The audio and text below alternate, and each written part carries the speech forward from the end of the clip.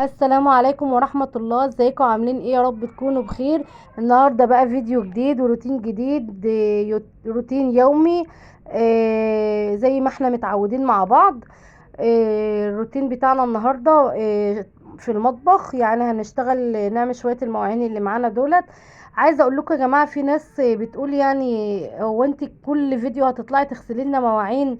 طيب ما هو يا جماعة المواعين ديت ده روتين يومي، من ضمن الروتين اللي بنعمله في بيتنا كل يوم. فدي حاجة هي أساسية ويومية بنعملها.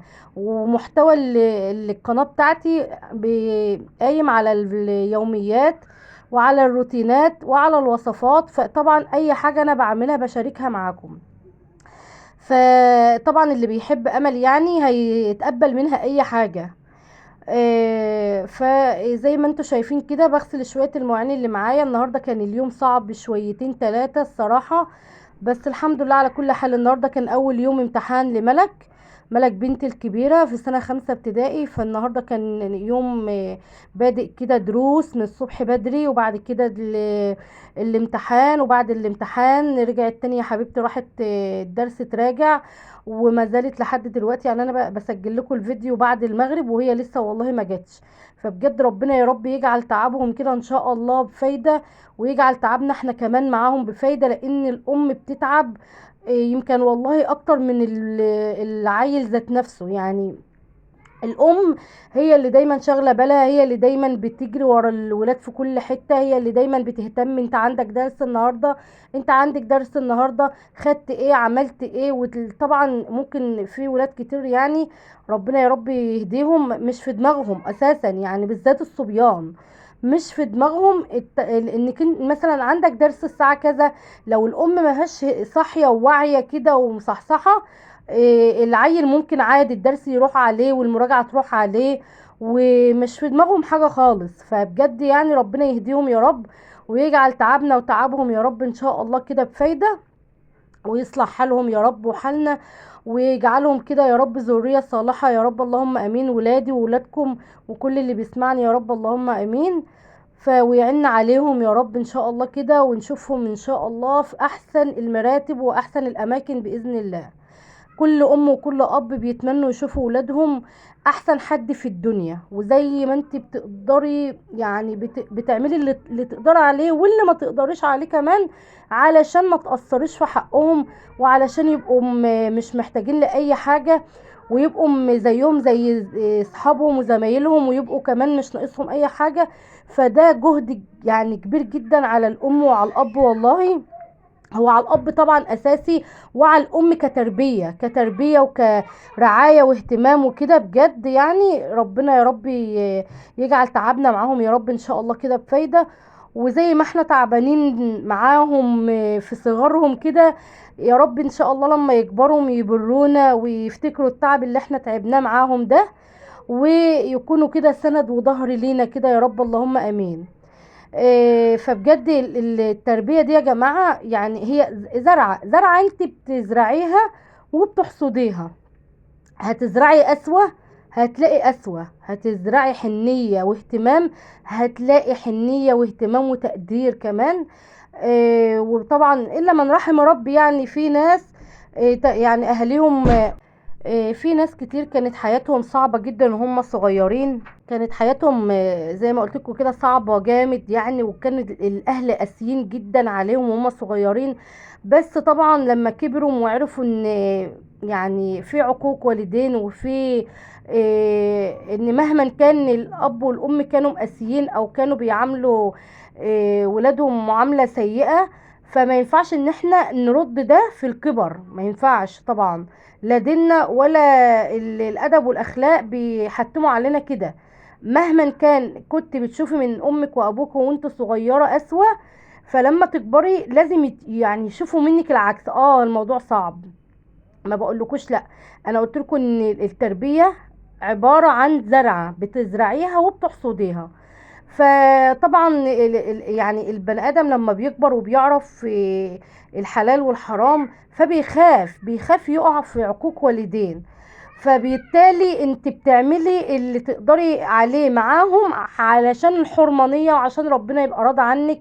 بس طبعا يعني اللي جوه القلب محدش يقدر يتحكم فيه. فربنا يهدي يا رب ان شاء الله الجميع كده ان شاء الله. فزي ما قلت لك حب ولادك قوي وحني عليهم قوي، وربيهم تربية كويسة، وعرفيهم الصح من الغلط، وعرفوهم الحلال من الحرام. صدقيني لما تكبري هتشوفي تعبك ده، وهتشوفي الزرعة اللي زرعتيها قد ايه هتبقى حلوة وتشرف كده وتفرح القلب بإذن الله. ربنا يا رب يفرحنا كده دايما بعيالنا ونشوفهم يا رب احسن الناس، اللهم امين. يعني احنا عايشين في الدنيا دي عشانهم، وبنعمل كل اللي نقدر عليه زي ما قلت لكم عشان نشوفهم ناس كويسة وناس محترمة ونتباهى بيهم كده. ان شاء الله باذن الله ربنا ما يحرمنا يا رب من الفرحه ديت، ونشوفها باذن الله في ولادنا باذن الله. هنا بقى خلصت المواعين وخلصت البوتاجاز وشطبت المطبخ وخليته زي الفل. ده الحاجة اللي بتشجع كده يا جماعة، دي الحاجة اللي بتشجع كده. يعني لما تبقي قاعدة بردانة كده والجو برد، وعندك شوية مواعين في المطبخ، عندك البوتاجاز عايز يتغسل، عندك شوية هدوم عايزة تتغسل وتتنشر، وانت قاعدة بردانة، لما تتفرجي على واحدة زي او اي حد تاني مش شرط انا يعني، غصب عنك هتتشجعي. ليه؟ دي غيرة، بس غيرة حلوة، فاهميني؟ غيرة حلوة، غيرة مفيدة. هتقومي غصب عنك، هتقومي تشوفي اللي وراكي وتنضفي. فدي غاية الروتينات، وده الهدف من الروتين اليومي اللي بشاركه معاكم. هنا بقى يلا بينا بقى نعمل حاجة حلوة كده نروق بيها على الولاد وعلى ابو الولاد وعلى البيت كله. هنعمل ايه بقى يا امل النهارده؟ شايفين بقول لكم كل يوم بيتكسر مني طبق واتنين يا جماعه والله. عايزه اقول لكم ان امبارح اتكسر كوبايه وطبق في نفس اللحظه، يعني انتوا متخيلين؟ والله حاجه غريبه الشكل. الحمد لله ان بتيجي على قد كده. هنا بقى حطيت حله فيها ميه طبعا بتغلي، ونزلت على ايه، على الميه ديت يعني اقل من النص كيس مكرونه بشويه. يعني يعني اقول لكم ايه، قولوا نص كيس ولا حاجه. وهنا معايا نص كوبايه من الميه، عليها نص كوبايه من السكر، حطيتها تغلي بالشكل ده كده. ولما بدأت تتقل معايا حطيت رشة فانيليا، وحطيت معلقة سمنة كده حلوة، وسبتها كده تغلي غلوة بالسمنة والفانيليا وطفيت عليها. وهنا اللبن معايا حطيته يغلي على النار، وكان غلى ما شاء الله كده. الشربات بتاعنا خلص، انا عاملة شربات كمية بسيطة، هو لونه غامق عشان ده سكر تموين يا جماعة. يعني لو سكرك ابيض الشربات هيطلع معاكي ابيض، وكمان عشان السمنة اللي حطيناها. هنا بقى المكرونه بتاعتي اتسلقت بالشكل ده كده. عايزاها تبقى مسلوقه قوي. طبعا نقصت الميه وسبت شويه ميه كده صغيرين في المكرونه، وحطيت المكرونه في الكبه بتاعتي وفرمتها بالشكل ده. كل ما اضرب وارجع تاني اشوف المكرونه الاقيها متكسره، بس مش اللي انا عايزاها. انا عايزاها تكون حبيبات كده متكسره ايه شويه. اهو بالشكل ده كده خلاص كسرت المكرونه وفرمتها حلو قوي.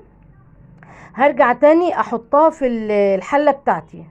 اهو الحله اللي انا سلقت فيها على النار، نزلت فيها بالمكرونه بالشكل ده كده. المكرونه زي ما احنا قلنا عليها شويه ميه من بتاعه السلق، يعني انا صفيت الميه ومش صفيتهاش كلها، سبت فيها يعني قيمه نص كوبايه كده او ربع كوبايه. هنا اللبن بتاعي كان مغلي، ده معايا كيلو لبن، كيلو لبن على شويه المكرونه اللي انتوا شفتوهم دول. فكانت مناسبه قوي، عملت لي صينيه صغيره كده حلوه قوي. حطيت هنا بقى طبعا السكر حسب رغبتك انت، يعني حسب التحلية اللي بتحبيها.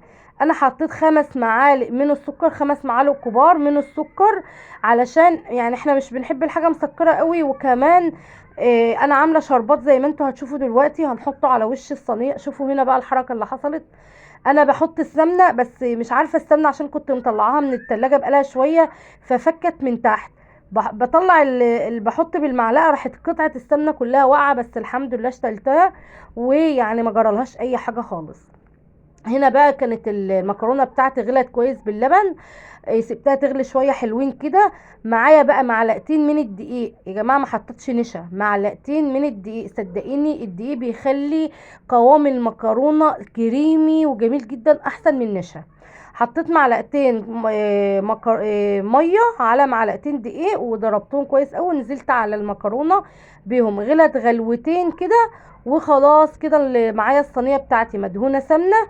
هنا بقى حطيت المكرونه، كانت المكرونه لسه سخنه. الحركه دي يا جماعه ما تعملوهاش يعني، دي عشان انا كنت مستعجله، انما هي لازم المكرونه تبرد تماما عشان تعمل قشره كده. وتحطي بقى الشربات بالسمنه بقى وتدخلها الفرن. شوفوا هنا بقى انا عماله اقول مني لله، انا بدعي على نفسي ليه؟